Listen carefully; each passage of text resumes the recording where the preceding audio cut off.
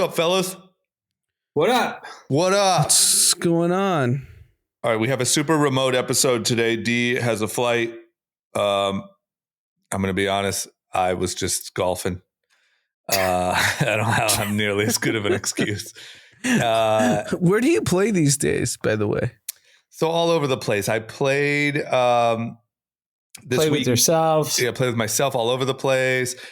This weekend I played at Mountain Gate, in nice. like Brentwood.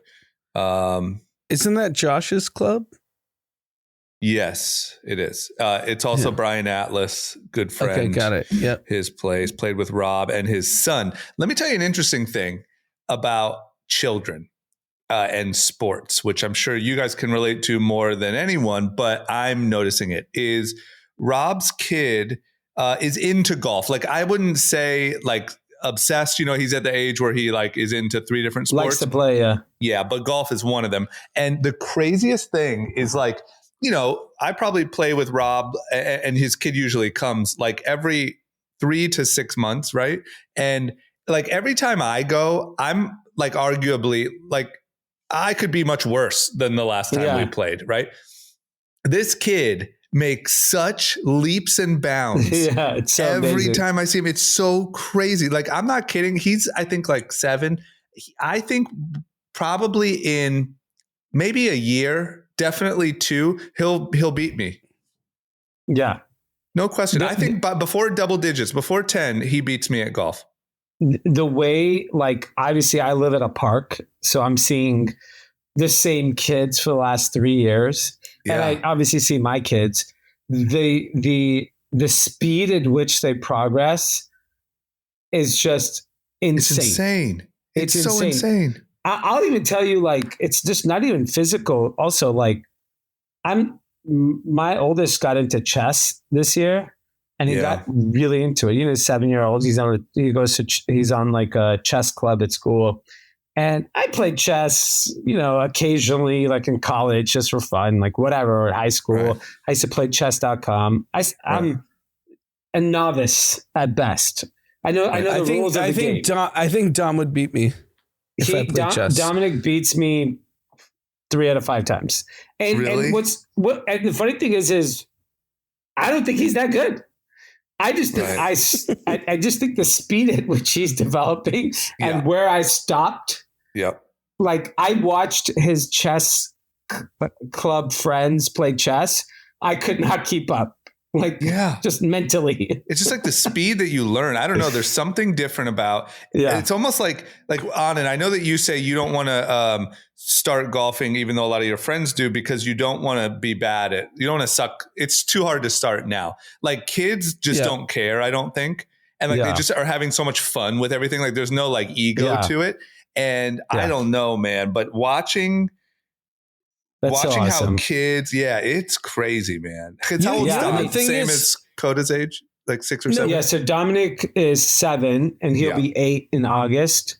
And just seeing like Dominic, like he's playing baseball right now, and he's like had an all-star game today, and he's the pitcher. And I'm like, this kid could not pitch 6 months ago. Yeah. 9 months ago. Now he's striking 1, 2, 3 out. I was like, what is going on? Like this weekend, I probably got like a worse score than I would have like a year ago. And this kid is just like catching us. Like, you can see it. So good. And you said he's 7? He's 7. Yeah. But he went like a year ago. We would go to that little golf course over at Weddington in Studio City. And like, it would take him a few tries to even like kind of hit the ball off the tee, and now it's just, man. Well, so awesome. Given what we know about Rob, he's going to make sure this kid's going to be. Yeah. Like He said he's going to start with lessons. And like, I mean, he'll probably be a little Charlie Woods in no time. Yeah. It's fascinating just observing just the development. I obviously know more from sports than anything else, because I literally sit at a park for the entire year. Yeah. And just watching not only my kids, but just the kids that they play with get better and better and better so fast. Yeah. like you go from like basically not knowing how to play a sport like 2 years ago. Yeah. Like 2 years ago, Dominic did not know how to play baseball or fucking any sport. Yeah. But so here's the one thing. Good now. Yeah. Yeah. Because we're all around young kids at this point, and you see the Tiger Woods videos of him at 2. Yeah. Golfing. Absurd. And then you see the Justin Bieber videos of him like playing instruments. Yeah. I haven't seen that yet. No. When you see that, you got to go full. But here's one thing. Jackson fan. Yeah. Yeah. And by the way, the 3 people you mentioned don't have great fathers, by the way. So the 3 high achievers. None of them are winning Father of the Year. Right. And so I don't know that you can get both. No, I agree. I actually think, I think if I saw that, I would be really concerned. If they're that good at something? Yeah, because you don't. Yeah. You know something's lacking. You don't get there by accident. It means you're sacrificing something else. And to be a well-adjusted adult, you have to have balance. It seems like the main. Without balance, you're not going to be well-adjusted. Yeah, it seems like the main thing is like if you're taught that you like love depends on you winning. Yeah. Or you being the best. That seems like the recipe for There's plenty of greats that didn't have that. Federer didn't have that. He just played every sport. Yeah, it's not a must. Yeah. I don't think it's a must, but I think it's common. No. Yeah, I mean, I'm That's sure the Tom whole, Brady. I'm sure you. Tom Brady had a very normalized childhood, and then at some age, at 14 or whatever, he got intense and became great. And I'm sure Drama's read the book Range, right? Yeah. Mm-hmm. And Federer is just like he just played everything, and then he gravitated towards tennis. Yeah, but I do want to say, I'm not accusing because I'm definitely not saying all high achievers have mental issues. But I will say that that book also didn't get into like personal motivations or childhood traumas. It just got into like, he's so good because he practiced all these different disciplines. But as far as, I don't know, who knows? Yeah. Well, but it's not a must. It's not a must. I think kids who go through a more challenging childhood will more likely have more resilience than someone that does not, and by defact probably end up having more drive. Yeah, and are trying to get themselves they may view playing music or sports as a way to change their life. Right. Whereas there's a lot of, I don't know, like Scottie Pippen Jr. is not playing in the NBA to change his life. Right. He's playing because he loves the game. He's just good at it. Right. Right. Like a lot of professional sports today, when you look up how did you get into it? Their parents were professional athletes. Right. It's not the same as 25 years ago. There's a good chance a lot of the professional athletes playing today, they have some lineage in professional sports. Right. I think that's right. I think if you look at all the up and coming players, they're all sons, at least in basketball, is sons of professional athletes. Yeah. Gilbert Arenas' son, obviously he had some medical issues, but seemingly fine. But he was like the number 1 recruit in the country. I think where you see it not as prevalent as in soccer, where I don't know what's happening in soccer, but these kids just at 5 years old are so damn good. They get recruited, they get trained. Lamine Yamal on Barcelona, I've been watching this kid for the last 2 years. He's 17 years old. Yeah, I've seen him too. And he's my insane. kids for the last 2 years have been obsessed with him. He's at 16, he was scoring, goals. They're in saying the Euro at Cup. 17 he's better than Messi and Ronaldo. Yeah. And even the kid who scored, PSG won the Champions League, and the kid who scored 2 goals, he's 19 years old. And it's pretty interesting. Sports is a very interesting dynamic where it's such a crapshoot. Sometimes you think you see these kids and you think they're going to be great, and then who the hell knows who actually ends up being great. It's pretty awesome. Right. It's such a lottery ticket. like in terms of like success. You're kind of in it with, obviously Dominic's a little older, and are parents crazy or no? No. I don't feel like it's in to be crazy right now.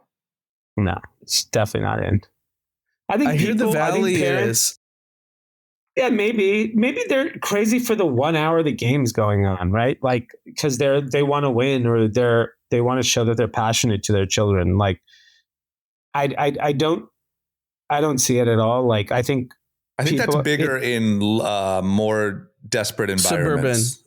No, I think suburban environments. I think I'm going to explain a little more. I think that's bigger when like you need that to get out, like, or in environments in countries that are like more economically challenged, or in, I don't know that like at Pan Pacific Park in LA. No, they won't care. You know what I mean? I think it's different, but I think I'm telling you, it's crazier than ever from what I hear. Yeah. I just go to Alabama, just not in our area, and go to some random little high school. I bet you it is bananas, but I Pan Pacific. No, I would say no. Los Angeles proper, like, I think people are into it. And there are really top athletes at the local high schools that are, like, if you look at schools like Harvard Westlake, there's so many professional athletes coming out of that school. Yeah. But like, it's just different because it's not their way out. Right. It's just because they're fucking good. That's what I'm saying.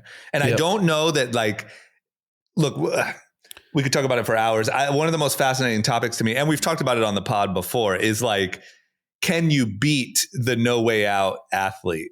Like, will the LA athletes, the majority of them, just be really, really good, but not be that next level? Like, there's something about desperation that... I have a hot take on that. Yep. The no way out athlete gets kind of coddled when they realize he's the no way out athlete. Yeah. So by like 13, they're putting him in the proper training. Right. Because everyone wants to make money off of him. Right. But you get coddled as long as you stay on track. Correct. Like, I think that athlete knows that I think the thing that also kind of fucks these people up is like, they become adults. Even if you think about LeBron got taken in by a home. 100%. But I think that probably LeBron, I don't know him personally, and I would say a lot of these big athletes, one of their struggles is like, you kind of know you're getting all of this attention as long as you perform. Yep. And I think that kind of fucks people up as when you become like a normal functioning adult in the rest of your life. Obviously, LeBron seems to be doing fine. Everyone's doing great. But like, I think in a lot of those stories we've heard, you get coddled, but not like love for the sake of love and community. I think it's like, there's an agreement here. Yeah. You know what I mean? Exactly. Keep hitting home runs. You keep getting love. It's a business deal. Yeah. Yeah. Okay. How about some news? Okay. Yeah. Let's get some news. Okay. How about this? Waymo is apparently just crushing. I mean, I don't know. Here in LA, is Waymo in New York? So Waymo's not in New York. I think it's in Austin. It's in Scottsdale. Okay. It's not in my area. Waymo's every other car. It's literally all in your area, I think. Yeah. So it's south of Santa Monica Boulevard. So like, even where I live, my house, it does not pick up at. I have to walk like a solid half a mile south to actually use one. But they're definitely here in Hollywood. Once you leave, I think the city of West Hollywood, for whatever reason, may block it. So it ends up kind of going around. City of LA, it's okay. But like, the usage is off the charts. It's so crazy. I mean, what I was going to say is you can see it here. I don't know if you can see it everywhere, but we have some numbers on it. It's crazy. Yeah. In 20 months in San Francisco, it went from 0 to 27% of the San Francisco rideshare, which is just, think about it. Like, there's no marketing, there's no nothing. It's just like, it just showed up and people started using it. Yeah. It's like ultimate product market fit. The other fascinating thing about it is it's quickly becoming the preference in the way people who have access to it they prefer to use Waymo over Uber and Lyft. Like anyone I know that cheaper? can use, it's actually not cheaper, but they like the idea of no one else in the car. Oh, got it. Yeah. And I actually think women prefer it because there's no like rape risk. Right. Yeah. So like, okay, there you go. 50% of people will never use Uber or Lyft over a Waymo. If I could use a Waymo every single time, do you know how many times I'm in a Uber? I take a shitload of Ubers all over the world. Yeah. Literally everyone is talking. Everyone has their own music. No one shuts the fuck up. I know. And I want to take phone calls, do my work, do whatever. I cannot do it. If I could never take a human driving car ever again, but that's I would a different. Like Uber Black, they don't talk to you. Doesn't matter. They smell. It's too much cologne. It's also really expensive. And I will say I have my settings set to quiet preferred and they are pretty chatty. Yeah. I mean, not always. I'd say 50%. And I don't need a gallon of cologne when I go out in the car. And by the way, I don't take Uber Black. Like, it's too expensive. Yeah. I'm not paying $50 to go down the street. Like, the only time I'll take a Black is like if it's like a 20-minute wait. So not Uber Black is a very small percentage of the population. I do it for safety reasons, to be honest. That's fine. You can, but 99% of the population does not use Uber Black. Yeah. Like it's a very scarcely used product. Right. And I think when I think about like, I had someone I work with in town from New York where we're waiting for a Waymo to pick up from near our office. We're watching Coco, the robot, drop off the Postmates. Yeah. And he's like, this is the future. Yeah. This is like, it is getting to George Jetson level. You have an autonomous car driving you to your location. You have food being delivered by a robot. Right. Like when you look at LA. What happens to those jobs? What happens to Uber as a whole? I mean, like what is Uber? Do you think Uber is developing driverless in the background or like they got sued for it like pretty badly back in the day. But I think Uber's best bet, and I think in Austin, Uber is partnered with Waymo. Uber in either Austin or Scottsdale, I forgot what city, but one of those cities are actually partnered with because, but like what's happening in real time, it's just proving that the customer acquisition that Uber got actually doesn't matter because people just started using Waymo and no one even knows what the fuck it was a year ago. Right, it goes away pretty quick. Yeah. I think technology, there's no like lock-in. There's no friction. There's no lock-in. Also, like, look at this. Everyone's talking about Google search potentially in decline because of ChatGPT, and I believe it. Like, I think ChatGPT is a much better product. So, like, I have to fly into Newark Airport today. Tonight. Oh man, good luck. Is there any air traffic control there, or are they just kind of go for it? I go to where did I go? I go ChatGPT. I go, is it safe to fly into EWR? Yeah, and it says no. And they're saying it's safe. Here are the challenges. Blah blah blah. And then they said they reduced the amount of flights. So then there was no details. So I go, what percentage of flights were reduced? They said 27% of flights have been reduced by the hour. Wait, is that strictly because they don't have enough air traffic control? Is that right? Yeah. Yeah, I believe. And they have a runway issue. They've been working on another runway that's been closed, and it doesn't open till June 15th. Thank you, ChatGPT. Nice. So on June 15th, that runway opens, and then the full capacity will go back. But as of now, interesting enough, the United Airlines CEO was on like something I was watching on CNBC, and he said that if you want a cheap flight this year, fly out of Newark. Oh, shit. So I was like, I looked it up and I was like, it is cheaper. It's a lot cheaper. Oh, shit, you're just playing with fire. So do you feel better after talking to ChatGPT? I do, but I think it was more importantly, like I actually searched in ChatGPT and then I searched in Google too. Yeah. The only thing that I thought that Google did a good job were the few news articles talking about it that ChatGPT referenced, which I liked that the news articles were front and center. But the actual results itself of this like particular use case, ChatGPT was much better. Right. Like it gave me statistics. It gave me like it made me feel like, all right, I'll fucking take this flight. Right. But I think like when you look at Waymo and you look at the autonomous delivery, basically, what are they? Robots rolling down the streets of California. It is like we are in like this very exciting time because if you start thinking about, let me give you my big excitement around Waymo. If one of the ideas about Uber was like it was going to make the cities smaller, right? You can now travel anywhere. Which, technically it happened, but like for the most part, like traffic is still there. It didn't really help the city of LA in terms of, it just made it easier for us to all go and drink in another part of town. That's really the main thing. Yeah. That's all the use case it was. Yeah. In a city like LA, there's an obscene amount of parking lots.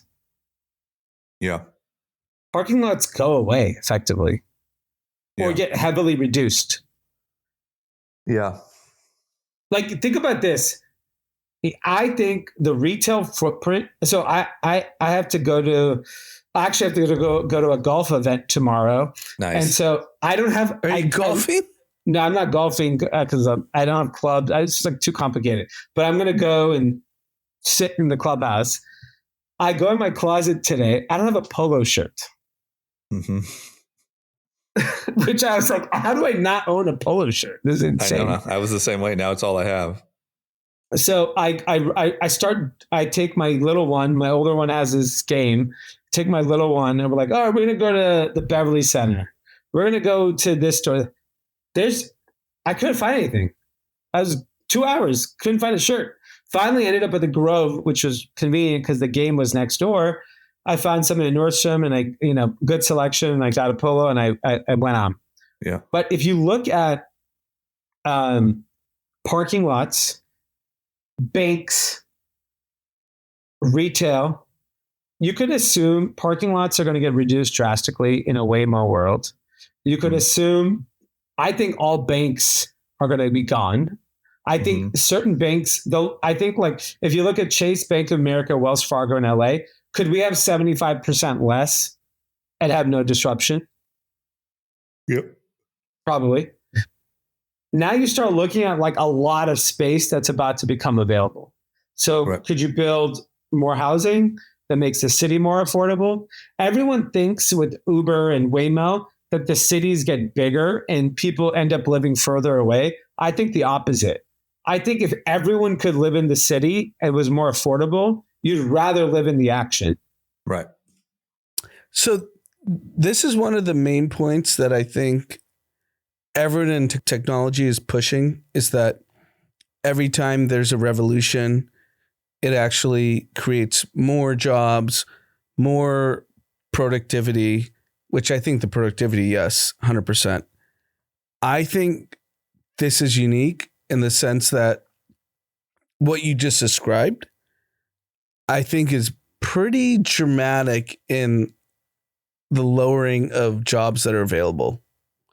And that's very different than 99.com, 2008 tech revolution.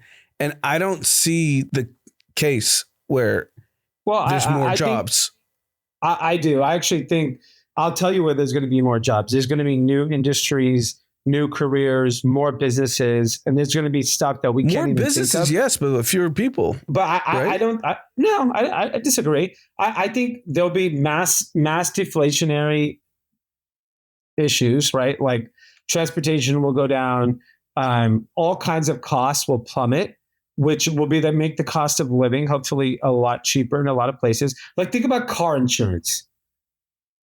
If 50% of the population start taking Waymos everywhere, dude, think about how much money that just like enters the economy that could stimulate some other new industry.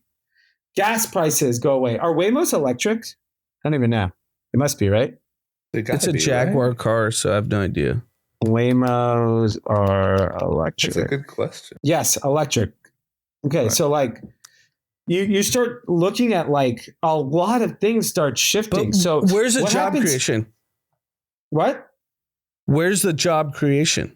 New industries. I couldn't have told you in 99 what the new jobs were going to be. I couldn't. I had no idea.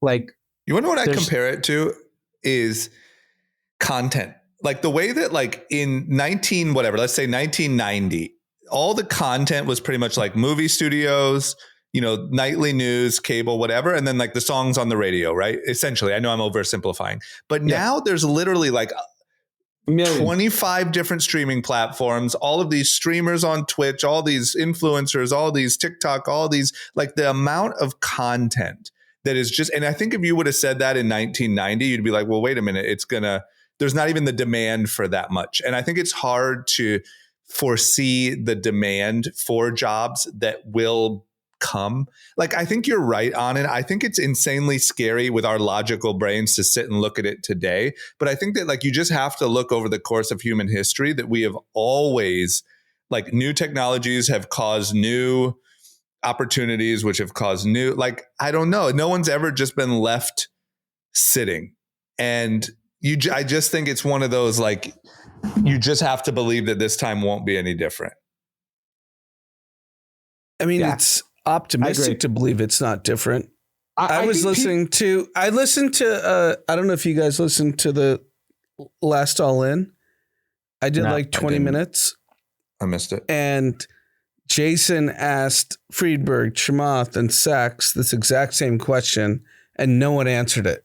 And he goes, we don't know. So he's like, okay, so no one has an answer of how you're going to create jobs. Okay, well, that's like saying you'd be a trillionaire. You know what I mean? Like, it's one of those things that you can't know, but I think you have to just be optimistic. That's the AI czar.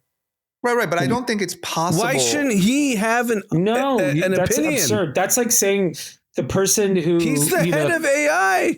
I know, but you can't know it. If he knew it, he should literally retire from that role and create the next business that's going to draw all this attention. I think the only thing you can do is look at human history and say, okay, it's never happened before. It's kind of like that saying, you can be, pessimistic and sound smart, or you can be optimistic and rich.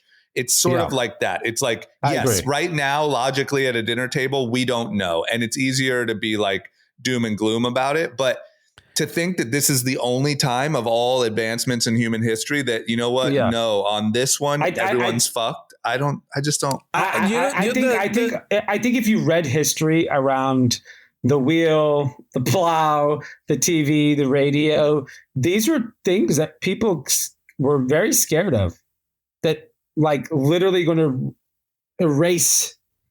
I think it's how much human nature to find the opportunity. But here's my counter to it, and I'm not trying to be doom and gloom. And I believe AI is going to be in a transformative product that changes the world. There's no question. Mm-hmm. Like, all of us agree on that. I don't see how you can employ more people than fewer people.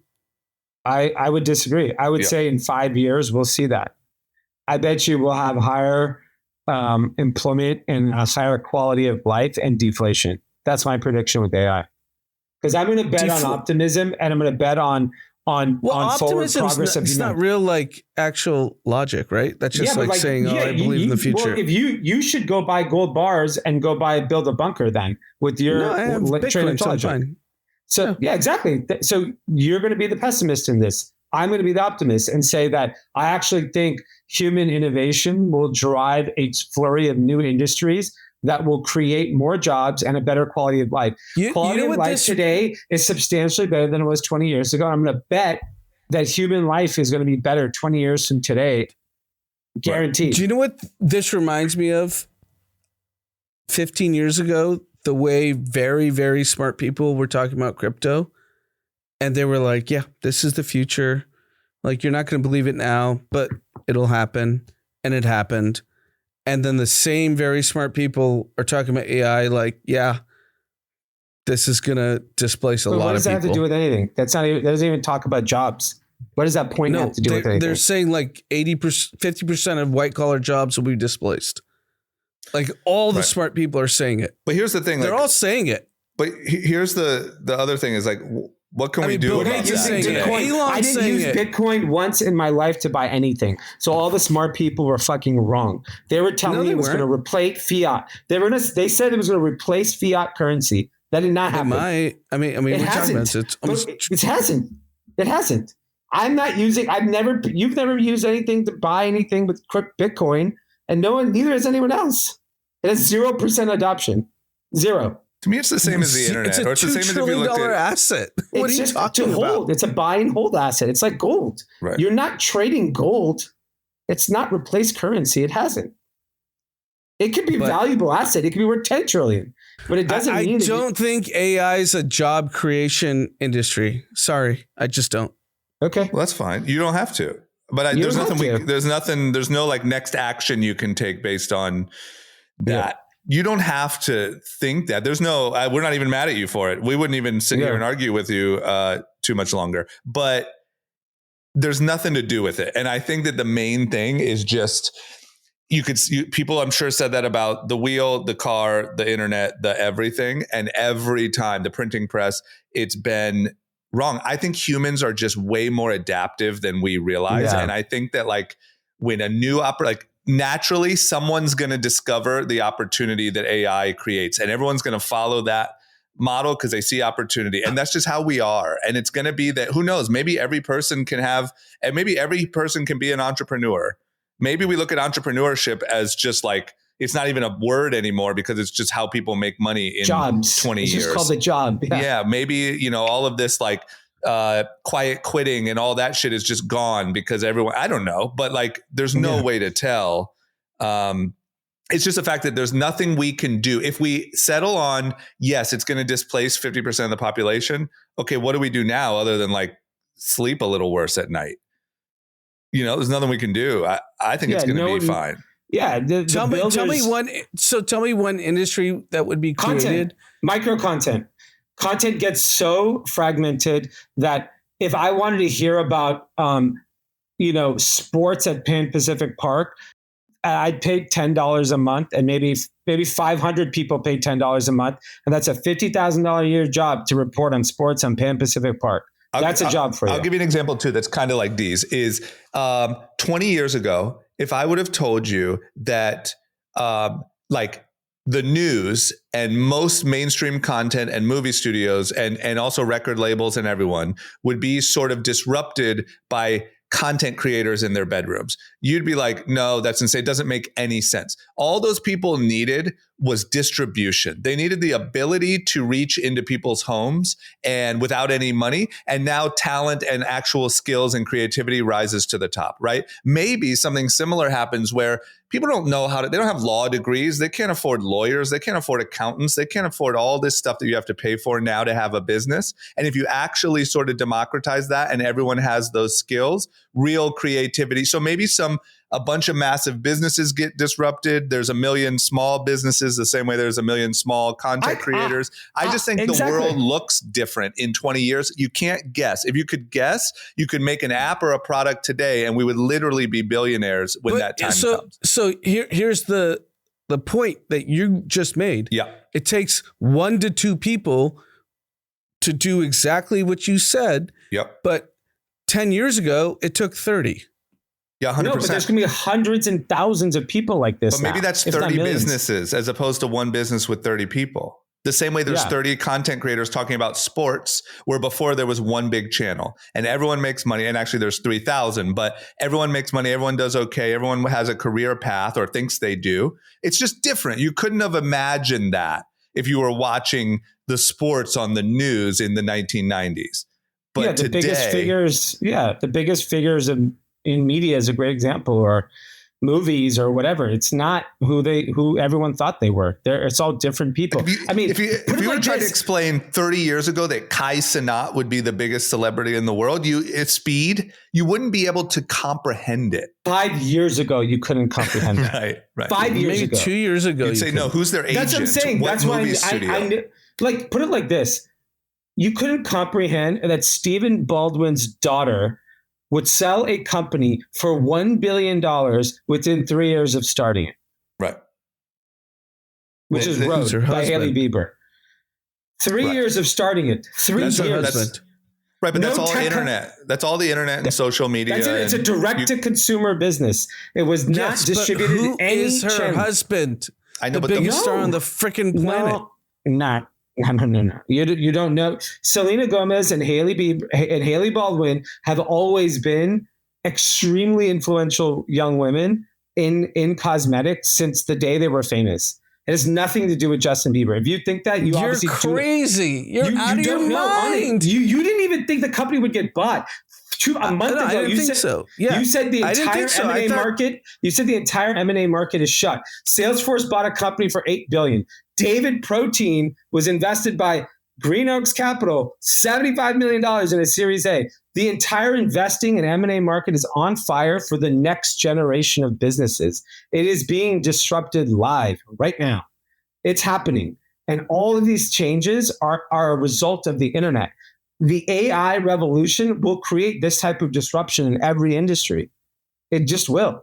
Yeah, I agree. I think it's something similar to that. You never could have guessed it. 10 years ago, 20 years ago, whatever you're talking about. But I think it's the same thing. Yeah, I think we have to think the same way. There's no reason, there's not one piece of historical evidence that has proven otherwise. It's maybe been really tough for some people, like definitely individual households, for sure. That's a problem. But the human race, like as humans, as the Americans, let's say, I just like pattern recognition. The same way people talked about crypto 15 years ago. I know, but you're being how many things were they wrong about? And also, to Dee's point, I don't think crypto is where they thought it was going to be. No, yeah, it's nothing. It's just a valuable asset. That's it. It's a store of value. Bitcoin is the only one thing. asset's valuable. Right. Bitcoin. Nothing else in crypto is valuable. Ethereum's a $1 trillion asset. No, too. it's not. But honestly, 700 billion something. You also have to look at all the 99% of companies in the world. You have to look at all the things they've been wrong on. $300 billion. Ethereum's worth $300 billion, but it's just a belief system. It's the Catholic Church is worth $1 trillion. You don't understand it because people are building on it. And that's what you don't understand. I know, but people have been building. It's just like, they're building jack shit on it. It's just not. I think, Anand, you're being very, like, you're cherry picking. Like, number one, I bet if we listen to individual interviews, Bitcoin do you think today, Hailey would have been able to sell this cosmetic brand if her husband was not Justin Bieber? What does that have to do with anything? We're talking about the internet. Are you jealous because her husband is Justin Bieber? I love Bieber, but we can also use Selena. I'm just saying. We can use Kylie Cosmetics. We can even go real left field and use Jeffree Star. That's the epitome of like internet weird cult following, building a massive brand. Like there's endless. I think that's just stuck on her particular. Whether anyone believes that or not. I'm happy for her. Good for her. She made hundreds of millions of dollars. It's nothing. If you ask any young woman, they're not buying Rode because of Justin Bieber. Sorry, you have no idea what you're talking about.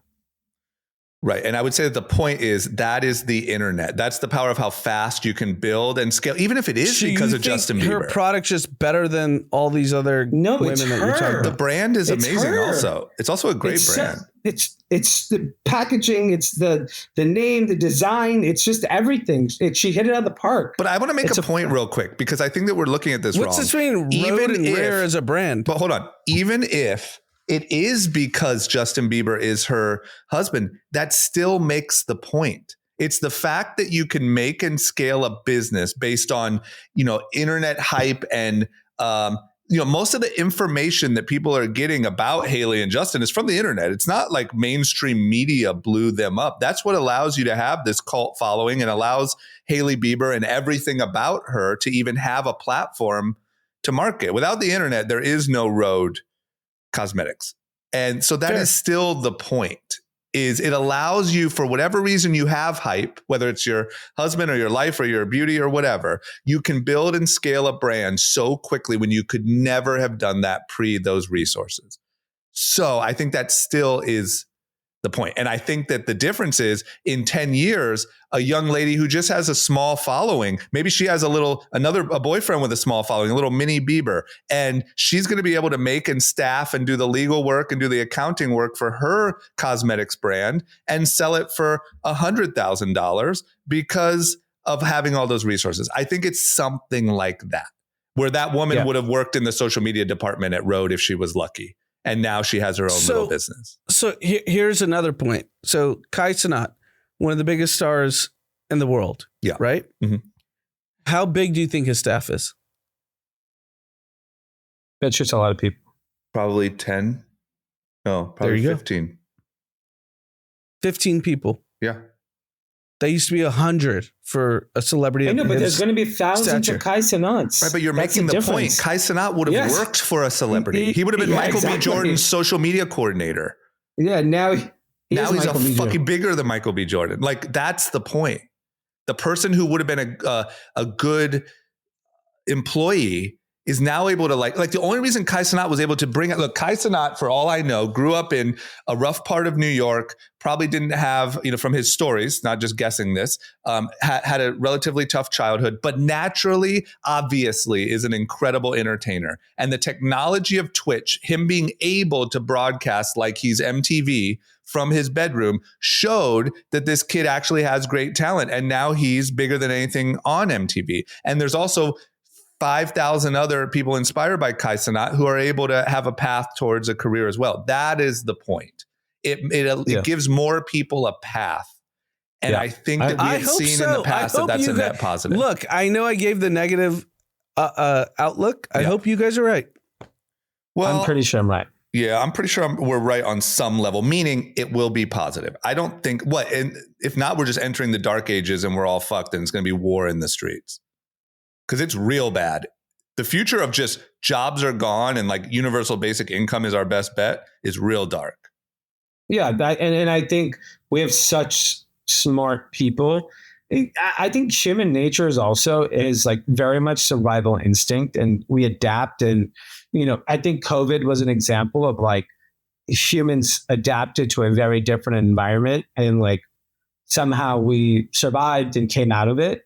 And I think there will be a lot of that will happen, where there will be fear, as a lot of times there are in these types of situations. And then like, as you kind of start doing the motions, you're like on the other side of it. And I think, and that's why I'm optimistic, because there's such like a shift happening in the world and the economy.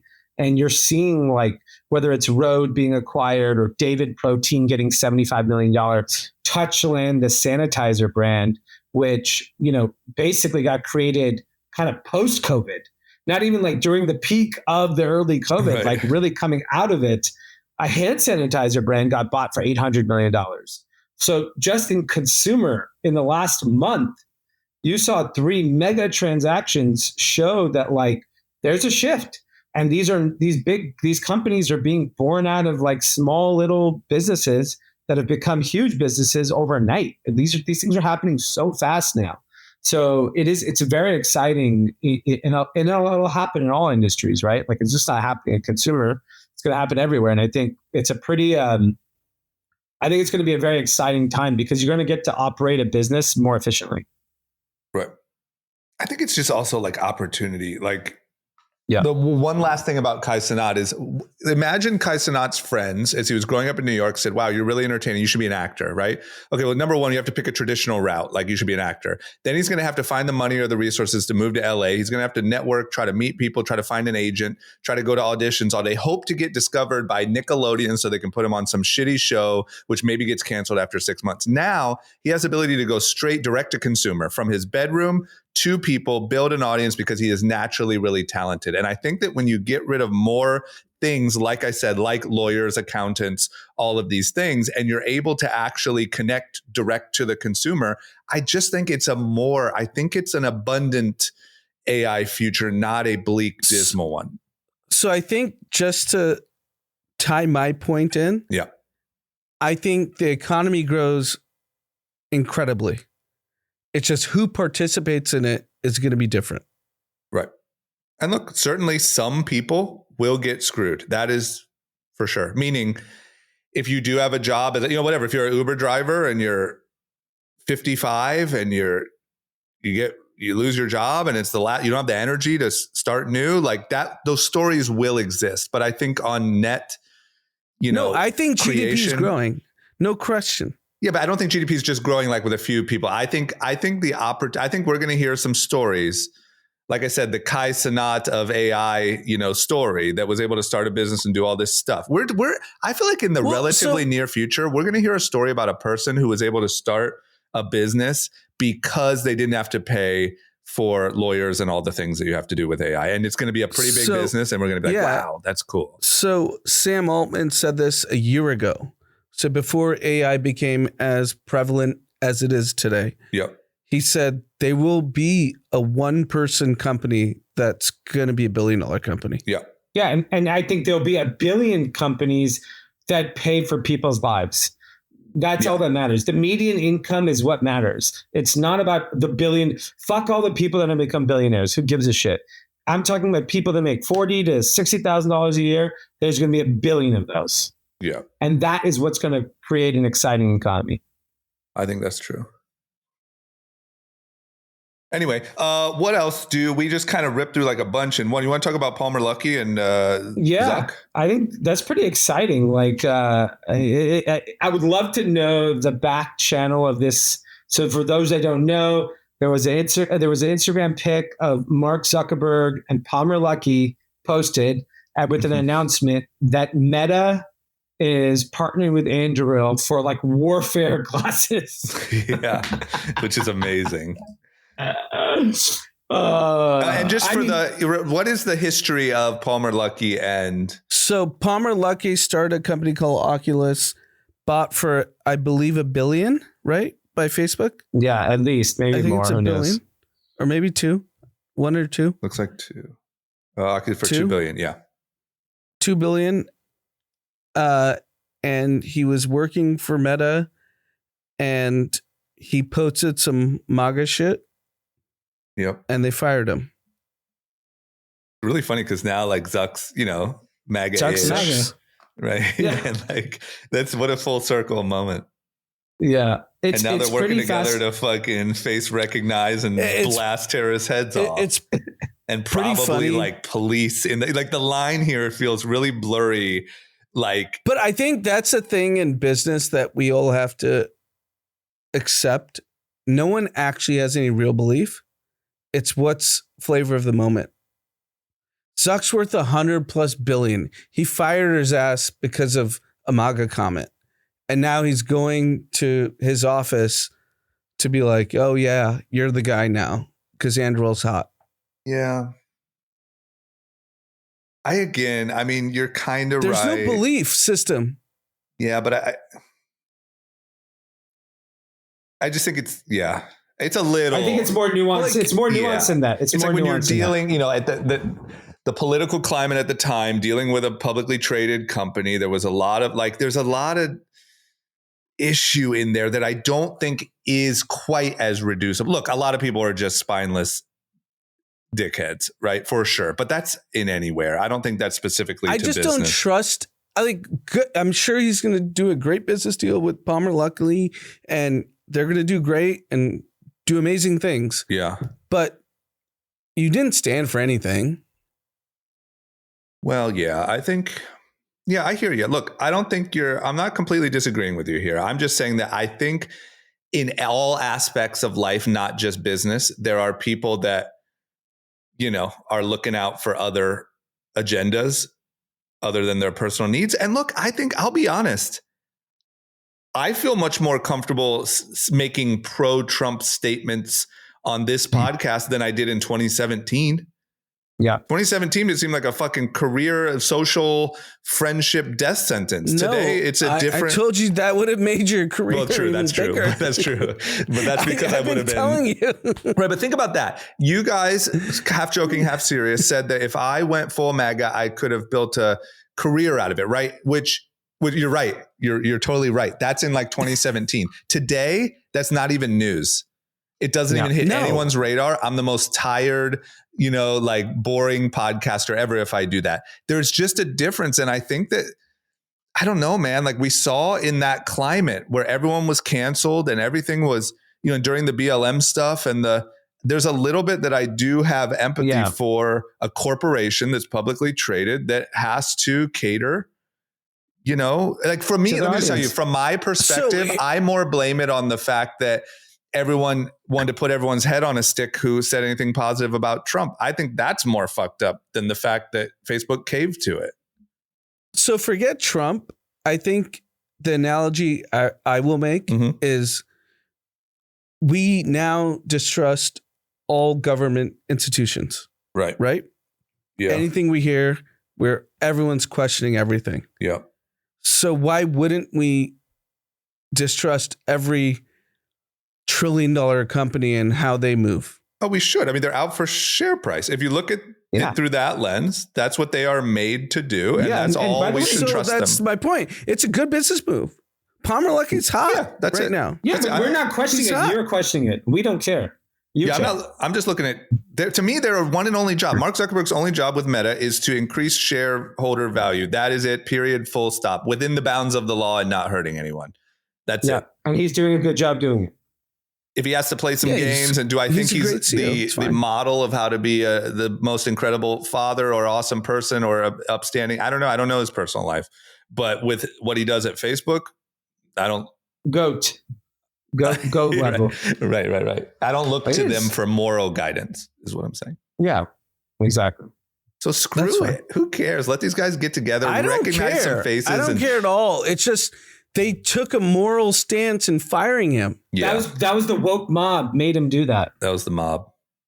And now that it blew over. So if he actually had a stance, he should not have fired him. He didn't want to fire him. He got pushed into firing him. Now he realizes it's stupid. So he's going to go make some warfare glasses with bullets that come out of it. And just snipe people's faces off because they recognize you on their Ray-Bans. Yeah.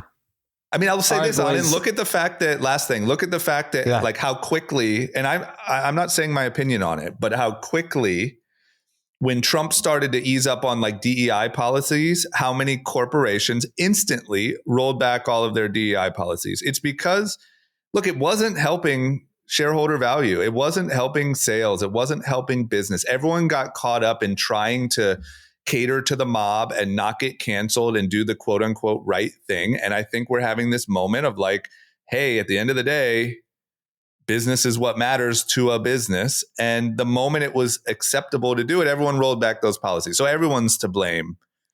Did you listen to Bono on Rogan? No, I couldn't. Should I? Why? Is it good? I just have no interest in Bono.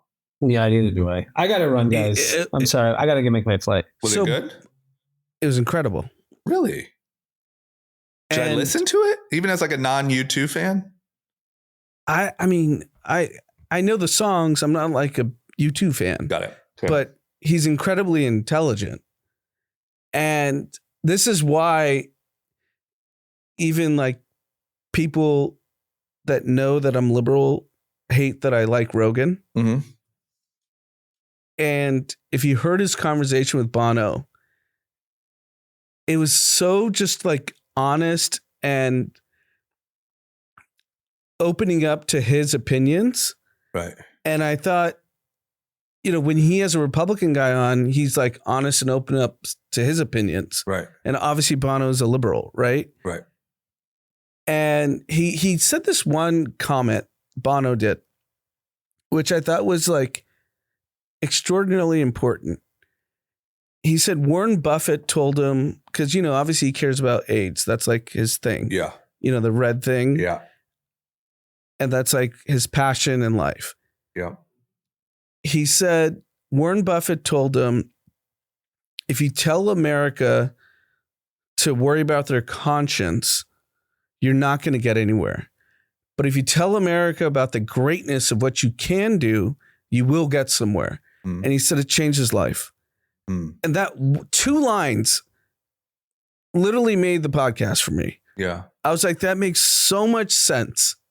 Like, stop like pandering to like your emotions and feelings. Just be like, no, we're America. Right. We can solve this shit. I mean, I agree with that so much. Don't you feel like that's the mistake that the left sort of went a little too hard 100%. on? Right. 100%. I agree. Yeah. Okay. Well, just based off that, I will listen to it. Because to be honest, I'm not a fan of U2. And I thought that Bono was just purely like sort of an activist fella. And I just didn't get to it. But if there's that makes sense to me.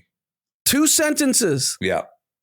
Yeah. I'll check it out. 3-hour pod got me. I was like, I literally I'm going to send it to a bunch of like activist moms in our community. Like, this is how if you want to help our cause, right?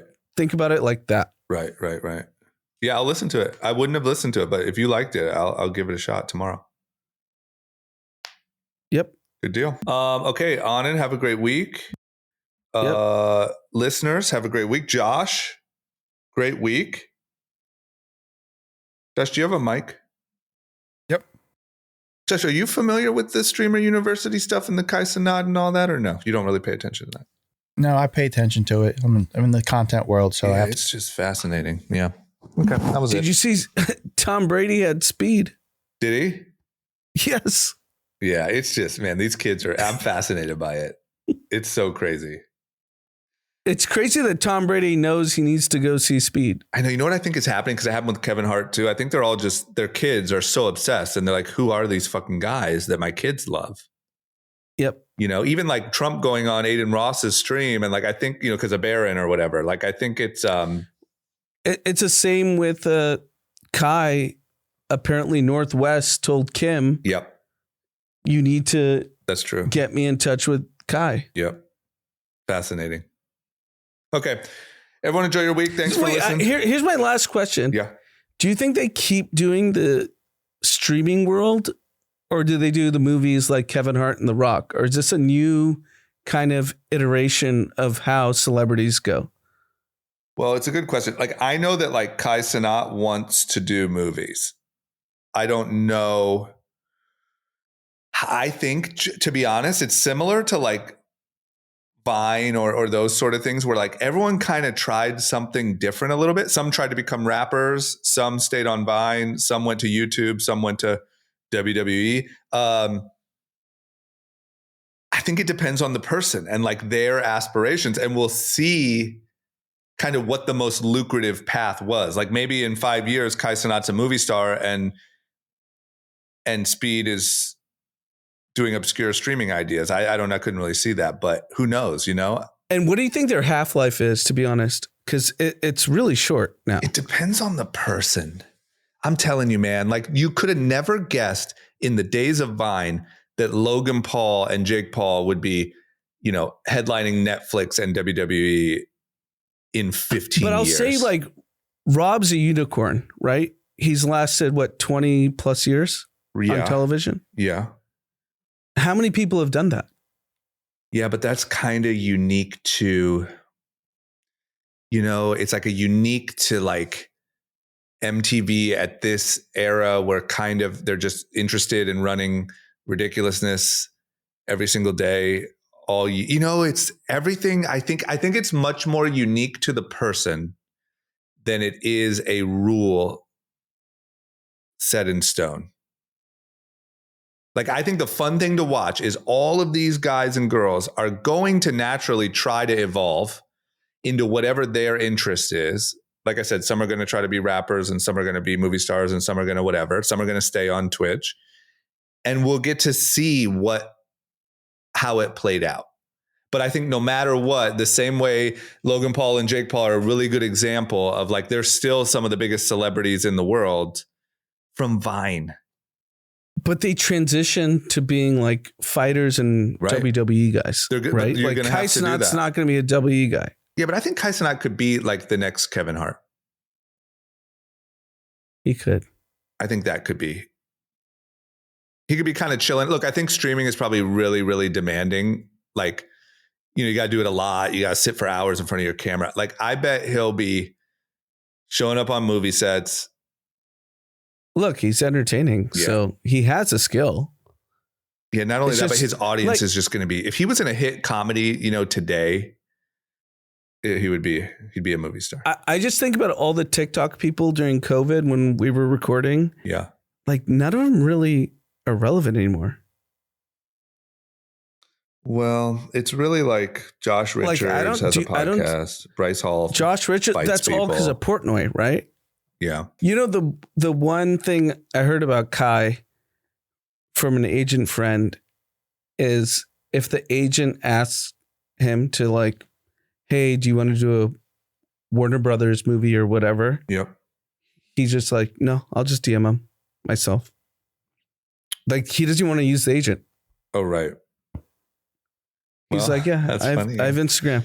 Yeah, I think these new kids, man, I think it's just different. Their whole business, everything is done on fucking DM. It always blew my mind whenever I would, or still on any level do, work with, you know, influencer type people or whatever. Like a lot of them are very just resourceful, like that kind of, like the world, the kind of agency world of like, talk to my agent and I'll blah, blah, my lawyers. And I don't know.